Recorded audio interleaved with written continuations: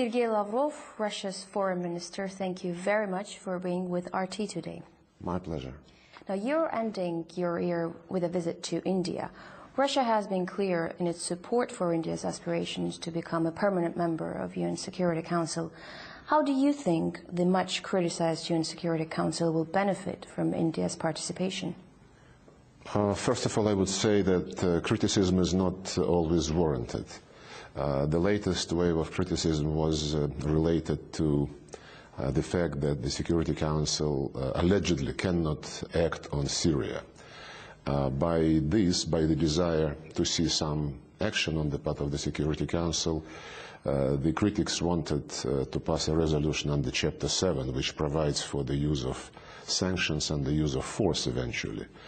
And Russia and China are convinced 100% that this would be a disaster, and that this would be the beginning of a very slippery slope and will bring us to the Libyan scenario, which we cannot afford anymore, and the region cannot afford. The Security Council was once expanded only in the category of non-permanent members, and now, after several decades of the Council functioning in the unchanged composition, there is a very strong movement towards expanding its membership to better reflect the pluralism of the world community. We are strongly in favor of this. We are convinced that the developing countries and first of all, the new economic and financial leaders in the third world, countries like India, Brazil, for example, that they must be represented in the Security Council, and we would be in favor of making them new permanent members, provided, of course, a decision is taken to create new permanent seats, because this is the biggest split in the United Nations. Russia is convinced that this type of division cannot be resolved by an arithmetic vote, that there must be consensus searching. It would be very unfortunate if the reform of the Security Council is voted through, because this would split the membership, and those who would vote against an imposed reform, in their eyes, the expanded Security Council would lose legitimacy, not gain legitimacy. And more legitimacy is what we all want. And that's why the Council should be more representative. But in any case, while we are working very thoroughly to reach this general agreement on a reform, we believe that India certainly deserved to be permanent member of the Security Council.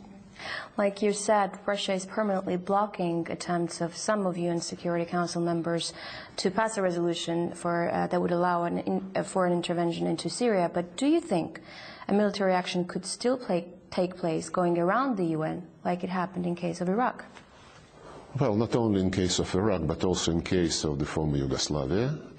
Yes, it is possible, and you just cited one example. There are some others. But I also feel that those who would like to interfere in the Syrian crisis, they don't want to do this without some kind of legitimacy, or at least without some kind of an action in the United Nations, which could be used to justify this as being legitimate. Some people would like very much to internationalize this situation and to expand violence beyond the Syrian borders. Attempts are being made, especially in cases when the refugees have to flee Syria because of the disproportionate actions by the government forces. But on the other side, the opposition, the armed groups of the opposition, which are several, which are not united under single command, they also resort to unacceptable methods, absolutely contrary to international humanitarian law. Taking hostages,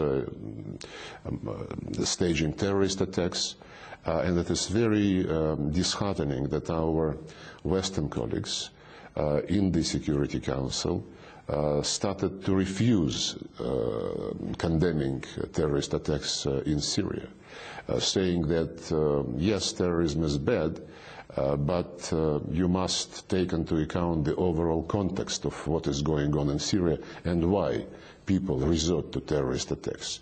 It's absolutely unacceptable, and this logic might lead us, if we follow this logic, it might lead us to a very dangerous situation, not only in the Middle East, but in other parts of the world.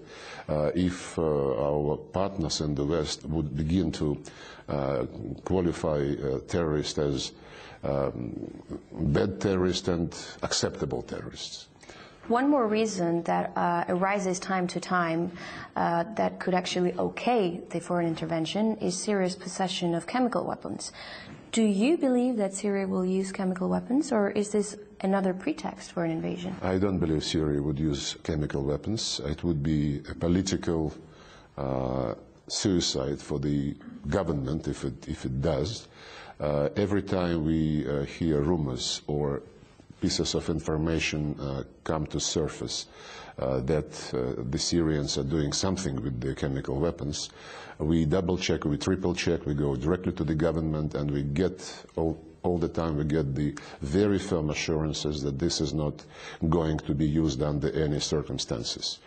Our information is, which correlates with the information the Americans have, I understand, that the latest reports about some movement of the chemical weapons were related to the steps undertaken by the government to concentrate the chemical stuff which has been dispersed in various locations into two sites. To make sure that it is absolutely protected.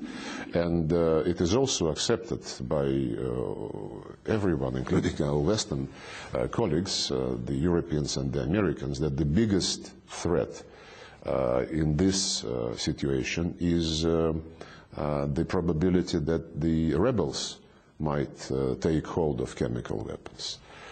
And therefore, while recognizing this, when our Western friends say, but still the responsibility is entirely with the Syrian government, even if the rebels take hold of it, it's a very strange logic, because at the same time those very people encourage rebels not to negotiate with the government, but to continue fighting and giving them arms, money, and moral and political support. So it's a very controversial position.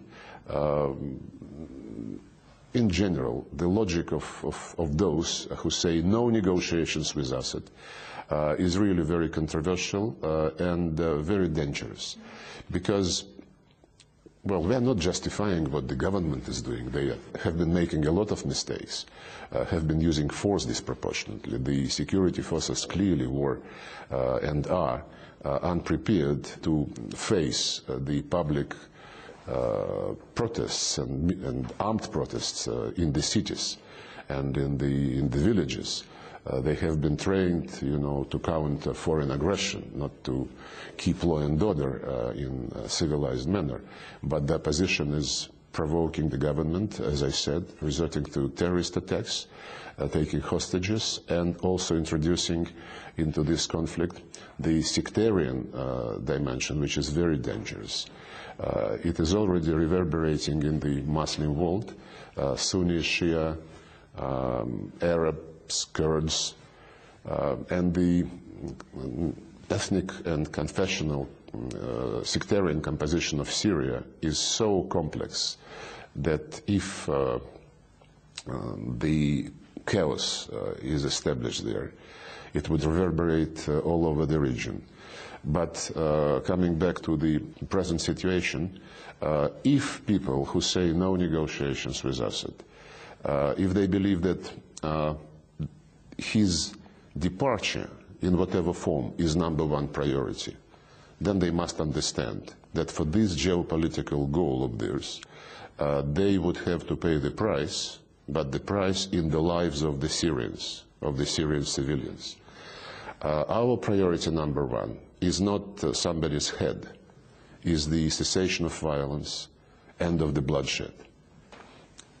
And if they say that they want to save Syria and to save Syrians, then they should join us and should lean on all those who are fighting inside Syria to stop doing this and sit down to negotiate without any preconditions. And the fate of Assad must be decided by the Syrian people, not by the outsiders and by part of the Syrian opposition.